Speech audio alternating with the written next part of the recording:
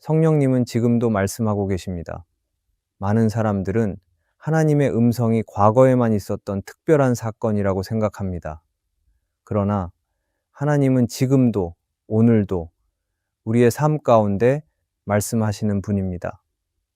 다만 우리가 바쁘게 살아가며 그 음성을 듣지 못할 뿐입니다. 성령님은 어떤 특별한 순간에만 말씀하시는 분이 아닙니다. 우리의 일상 속에서, 조용한 기도 가운데서, 말씀을 읽는 시간에, 사람과의 대화 중에도 끊임없이 우리에게 말씀하고 계십니다. 성령님의 음성은 우리를 정죄하기 위한 것이 아니라 돌이키게 하고 위로하고 하나님의 뜻을 깨닫게 하려는 사랑의 초대입니다.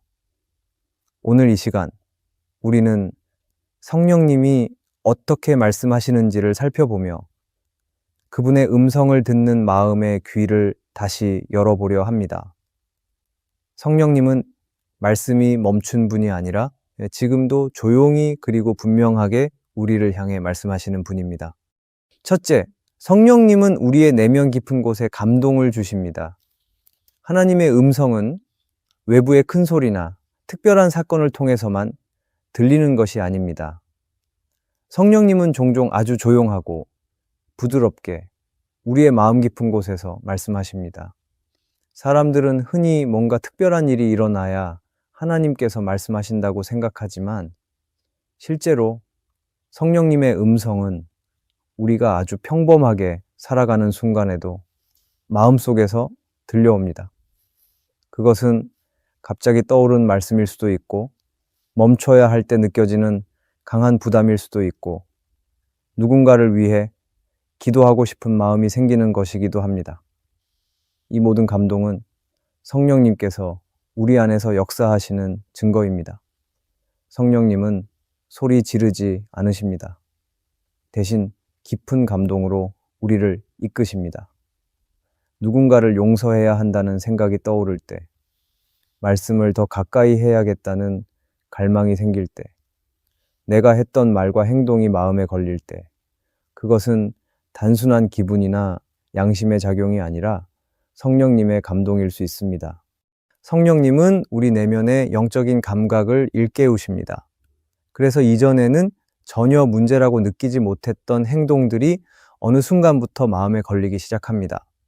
이전에는 관심도 없었던 말씀 한 구절이 가슴에 깊이 들어오고 평소처럼 들었던 찬양이 눈물로 이어질 때가 있습니다.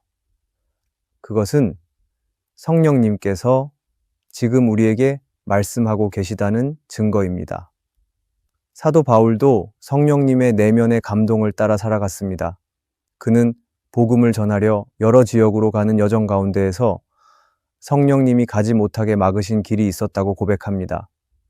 눈에 보이는 길은 열려 있었지만 마음에 평안이 없었습니다. 그때 바울은 성령님의 감동을 따랐습니다. 우리는 여기서 알 수 있습니다. 성령님은 방향을 알려주는 표지판처럼 외부에서만 작용하는 분이 아니라 우리의 마음 깊은 곳에서 인도하시는 분이십니다. 성령님의 음성은 언제나 조용하고 우리의 내면을 향합니다. 우리가 그 음성을 듣기 위해 해야 할 일은 마음을 조용히 하는 것입니다. 바쁜 일상, 복잡한 생각, 쉴 새 없이 이어지는 소음들 속에서는 성령님의 감동을 쉽게 놓칠 수 있습니다. 그래서 성령님의 감동을 듣기 위해서는 멈추는 용기, 조용히 묵상하는 시간, 그리고 말씀 앞에 진실하게 서는 태도가 필요합니다. 성령님은 마음이 낮아지고 열린 자에게 더 깊은 감동으로 다가오십니다. 성령님은 지금도 우리의 마음에 말씀하고 계십니다. 감정이 아니라 성령의 감동으로 살아가는 사람은 다릅니다. 작은 일에도 민감해지고 자신보다 하나님을 더 생각하게 되고 남보다 말씀을 따라 반응하게 됩니다. 이것이 성령님과 동행하는 사람의 모습입니다. 우리도 성령님의 감동에 귀 기울이며 마음 깊은 곳에서 들려오는 하나님의 음성에 순종하는 삶을 살아야 합니다. 그러면 어느 순간 우리는 하나님은 결코 침묵하신 적이 없었다는 것을 늘 우리의 마음에 말씀하고 계셨다는 것을 깨닫게 됩니다. 우리가 그 감동에 민감해질 때 하나님은 우리의 삶을 그분의 뜻 가운데로 인도하실 것입니다. 둘째, 성령님은 사람을 통해 하나님의 뜻을 전달하십니다. 성령님은 때로 사람을 통해 우리에게 말씀하십니다. 우리가 기도하고 있을 때 또는 어떤 상황을 놓고 고민하고 있을 때 뜻밖의 사람을 통해 하나님의 마음을 전해주시기도 합니다.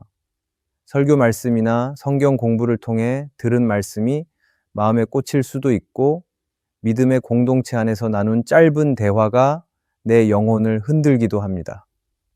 이처럼 성령님은 오늘도 사람을 통로로 삼아 우리에게 말씀하고 계십니다.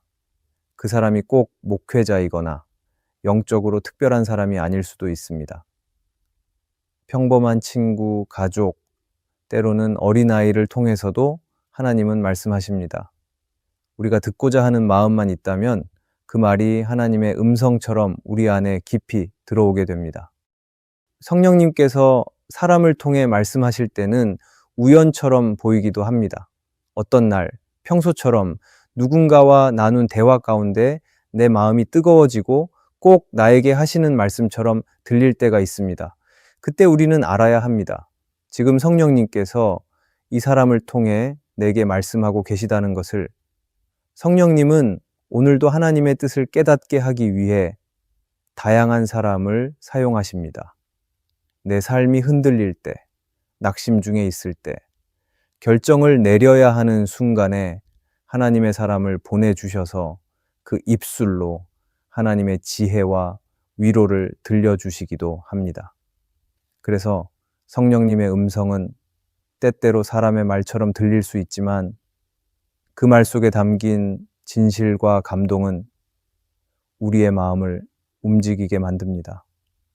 성경을 보면 하나님께서 많은 경우 사람을 통해 말씀하신 것을 알 수 있습니다.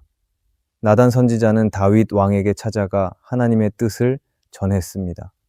다윗은 죄 가운데 있었고 스스로는 자신이 잘못된 길에 있는 것을 자각하지 못했습니다. 그러나 나단이 전한 비유와 말씀을 통해 다윗은 자신의 죄를 깨닫고 통회하며 회개하게 되었습니다. 하나님은 그 상황에서 나단을 통해 분명하고 단호하게 말씀하셨습니다. 우리는 이 장면을 통해 알 수 있습니다. 하나님은 지금도 누군가를 통해 우리를 깨우치시고 회복시키시며 다시 바른 길로 이끄시는 분이십니다. 그렇기 때문에 우리는 사람의 말이라도 가볍게 여기지 말고 하나님께서 말씀하시는지 늘 분별하는 마음을 가져야 합니다. 내가 듣고 싶지 않은 말이라도, 불편하게 느껴지는 충고일지라도 그 안에 하나님의 마음이 담겨 있는지를 살펴야 합니다. 성령님은 때때로 내 자존심을 건드리는 말 속에서도 진리를 전하십니다. 우리가 그 음성을 무시하지 않고 열린 마음으로 들을 때 하나님은 그 말씀을 통해 우리를 바꾸시고 이끄십니다. 또한 우리 자신도 누군가에게 하나님의 뜻을 전하는 통로가 될 수 있습니다. 성령님은 우리를 통해 누군가를 위로하고 진리로 돌아오게 하시며 용기를 주시기를 원하십니다. 내가 하는 말 한마디가 누군가의 삶을 세우는 하나님의 도구가 될 수 있다는 사실을 잊지 말아야 합니다. 그래서 말하기 전에 기도하고 성령님의 감동에 민감하게 반응해야 합니다. 성령님은 사람을 통해 말씀하시되 그 사람의 마음이 열려 있고 순종할 때 더 분명하게 역사하십니다. 성령님은 오늘도 우리 곁에 사람들을 통해 말씀하십니다. 우리는 그 말씀을 들을 준비가 되어 있어야 합니다.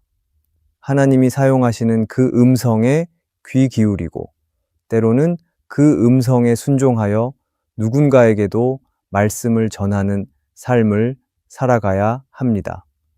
그럴 때 성령님은 우리를 통해 일하시며 우리 또한 그분의 음성을 더욱 선명하게 듣게 될 것입니다. 셋째, 성령님은 상황을 통해 하나님의 뜻을 알게 하십니다. 성령님은 말씀이나 사람의 입술뿐 아니라 우리가 처한 상황을 통해서도 말씀하십니다. 우리의 삶에 일어나는 크고 작은 일들 가운데는 우연처럼 보이지만 실제로는 하나님의 계획과 인도가 담겨 있는 경우가 많습니다. 어떤 일이 막힐 때, 뜻하지 않은 방향으로 일이 흘러갈 때, 기대하지 않았던 일이 열릴 때, 그 모든 상황 속에서 성령님은 조용히 말씀하시며 우리의 시선을 하나님께로 이끄십니다. 그렇기 때문에 성령님과 동행하는 사람은 상황을 단순한 사건으로만 보지 않고 그 안에 담긴 하나님의 뜻을 분별하려고 합니다. 성령님은 우리를 올바른 길로 인도하시기 위해 때로는 길을 막으시기도 하고 때로는 전혀 생각하지 않았던 문을 여시기도 합니다. 사도행전에서 사도 바울이 아시아로 복음을 전하러 가려 했을 때 성령께서 그 길을 막으셨습니다. 그는 또 다른 지역으로 향하려 했지만 성령께서 허락하지 않으셨고 결국 마게도냐 환상을 통해 하나님의 인도하심을 받게 됩니다. 처음에는 왜 길이 막히는지 이해하지 못했지만 나중에는 그것이 하나님의 뜻이었다는 것을 분명히 깨달았습니다. 이처럼 성령님은 우리 삶의 흐름과 방향을 조정하시며 하나님의 길로 이끄십니다. 우리의 일상 속에서도 비슷한 일이 자주 일어납니다. 계획했던 일이 잘 풀리지 않거나 기도하며 준비한 일인데도 예상과 다른 결과가 나올 때가 있습니다. 그럴 때 우리는 쉽게 낙심하거나 실망할 수 있지만 성령님과 함께 걷는 사람은 먼저 묻습니다. 하나님께서 이 상황을 통해 내게 무엇을 말씀하시려는가? 이 사건을 통해 하나님이 나를 어디로 이끌고 계시는가? 그렇게 묻고 기다리는 마음 속에 성령님은 감동과 깨달음을 주십니다. 그리고 결국에는 그 상황이 하나님의 선한 계획 안에 있었음을 알게 하십니다. 때로는 우리가 고난의 상황에 놓일 때도 있습니다. 건강이 무너지고 관계가 깨어지고 삶이 혼란스러워지는 시간 속에서도 성령님은 일하십니다. 그 순간에도 하나님은 침묵하지 않으시고 오히려 더 깊은 음성으로 말씀하십니다. 고난 속에서 내가 내려놓지 못한 것들을 포기하게 하시고 세상의 의지를 버리고 하나님만 의지하게 하시는 그 모든 과정이 성령님의 인도하심입니다. 우리가 그 상황을 통해 하나님을 바라볼 때 성령님은 우리 안에 새로운 믿음과 방향을 심어주십니다. 또한 예상하지 못한 축복의 문이 열릴 때도 있습니다. 내가 준비하지 않았던 자리로 이끌림을 받을 때 우리는 기쁨 가운데 있으면서도 두려워할 수 있습니다. 그럴 때도 성령님은 말씀하십니다. 두려워하지 말고 내가 너를 이끌고 있다는 확신을 가지라고. 성령님은 우리가 준비되었을 때 새로운 길을 열어주시고 그 길 위에서 하나님을 더 깊이 경험하게 하십니다. 그래서 성령님과 동행하는 삶은 상황에 반응하는 것이 아니라 상황 속에서 말씀하시는 하나님께 반응하는 삶입니다. 눈에 보이는 환경만을 보고 판단하지 않고 그 상황을 통해 하나님이 나에게 말씀하고 계신다는 믿음을 가지고 살아가는 삶입니다. 성령님은 오늘도 우리의 삶 한가운데서 일하시며 여러 상황을 통해 하나님의 뜻을 알게 하십니다. 우리는 그 뜻을 놓치지 않기 위해 마음을 열고 눈을 들어 하나님의 손길을 바라보아야 합니다. 그럴 때 우리는 단지 사건을 겪는 것이 아니라 그 사건을 통해 하나님의 계획을 읽고 하나님의 음성을 들으며 그분의 뜻 가운데로 나아가게 될 것입니다. 넷째, 성령님은 침묵으로도 말씀하십니다. 성령님의 음성은 언제나 말로만 전해지는 것이 아닙니다. 때로는 말씀하지 않으심으로, 즉 침묵하심으로도 우리에게 깊은 메시지를 전하십니다. 우리는 보통 응답이 빨리 오기를 원하고 기도한 대로 즉시 하나님의 뜻이 드러나기를 기대합니다. 그러나 성령님은 어떤 순간에는 아무 말씀도 하지 않으시는 것처럼 느껴질 때가 있습니다. 말씀이 멈춘 것 같고 기도에 응답이 없는 것 같고 삶의 모든 방향이 불투명해 보이는 시간, 바로 그 시간에도 성령님은 우리와 함께 계시며 침묵을 통해 말씀하십니다. 하나님의 침묵은 무관심이 아니라 훈련입니다. 때로는 우리를 성숙하게 하시기 위해, 또 믿음의 뿌리를 더 깊게 내리게 하시기 위해 말씀하지 않으시기도 합니다. 어린아이는 부모가 눈앞에 보이지 않으면 불안해하지만 자라난 자녀는 부모가 말없이 지켜보고 있음을 압니다. 성령님은 우리가 신앙의 어린 시기를 지나 더 자라나기를 원하십니다. 그래서 침묵 속에서도 하나님을 신뢰하게 하시고 감정이 아닌 믿음으로 살아가게 하십니다. 그 시간은 결코 낭비가 아닙니다. 오히려 하나님을 더 깊이 만나는 중요한 시기입니다. 성경에 나오는 요셉의 삶을 생각해 볼 수 있습니다. 그는 형들에게 팔려 애굽의 종으로 끌려가고 누명을 쓰고 감옥에 갇히는 시간을 보냈습니다. 하나님의 약속은 분명했지만 오랫동안 아무 말씀도 들을 수 없는 상황이 이어졌습니다. 그러나 요셉은 그 침묵의 시간을 믿음으로 견뎠고 결국 하나님의 때가 되었을 때 모든 것이 회복되고 하나님의 계획이 드러났습니다. 성령님은 요셉이 고난 가운데 있었던 모든 시간을 지켜보고 계셨고 침묵 가운데서도 그의 마음을 붙들고 계셨습니다. 팀 켈러는 그의 책 기도에서 이렇게 말했습니다. 하나님의 침묵은 때로 우리가 그분과 더 깊이 만나야 할 때임을 뜻합니다. 그분은 침묵 가운데서도 말씀하시며 우리가 그 침묵 속에서 그분을 찾기를 원하십니다.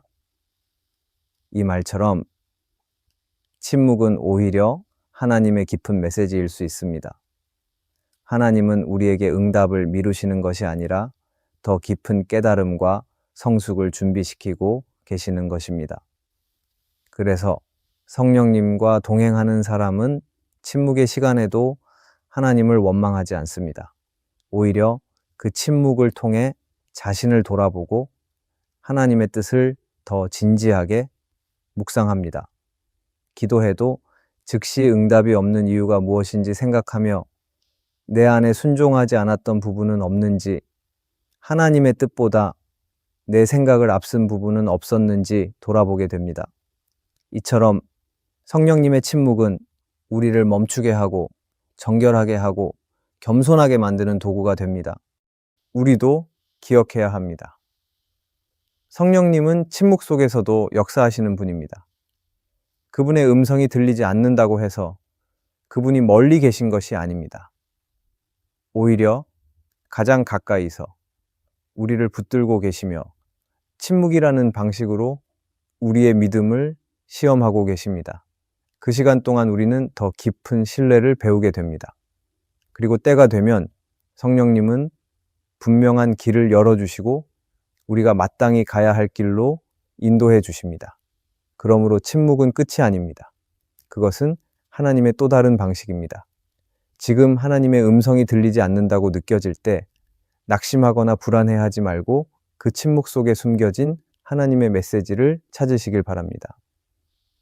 성령님은 지금도 말씀하고 계십니다. 때로는 말씀으로, 때로는 감동으로, 그리고 때로는 침묵이라는 방식으로 우리를 부르고 계십니다. 그 음성에 귀 기울이며 살아가는 삶, 그것이 바로 성령님과 동행하는 삶입니다. 성령님은 지금도 말씀하고 계십니다. 다만 우리가 그 음성을 놓치고 있을 뿐입니다. 삶이 바쁘고 마음이 분주해질수록 우리는 성령님의 인도하심에 둔감해지고 결국 하나님의 뜻을 외면한 채 살아갈 위험에 빠지게 됩니다. 그러나 오늘 우리는 다시 기억해야 합니다. 성령님은 우리의 내면을 통해 말씀하시고 사람을 통해 말씀하시며 상황을 통해도 하나님의 뜻을 전하시고 침묵 속에서도 여전히 말씀하고 계신 분입니다. 오늘 이 말씀을 듣는 모든 이가 다시 마음을 조용히 하고 성령님의 음성을 들을 수 있는 영적인 귀를 회복하길 바랍니다. 성령님은 침묵하지 않으셨습니다. 우리를 사랑하시기에 지금도 계속해서 말씀하고 계십니다. 그 음성에 순종하며 살아가는 하루하루가 되시기를 바랍니다. 오늘의 말씀이 은혜가 되셨다면 댓글에 아멘이라고 적어주시면 감사하겠습니다. 여러분들이 남겨주시는 댓글은 정말 큰 힘이 됩니다. 그리고 여러분들이 눌러주시는 좋아요와 구독도 큰 힘이 됩니다. 오늘도 함께 해주셔서 감사합니다. 기도하겠습니다. 사랑의 하나님, 오늘도 성령님의 음성에 귀 기울이게 하심에 감사드립니다. 우리 마음을 주님의 말씀에 열어 날마다 순종하며 살게 하옵소서.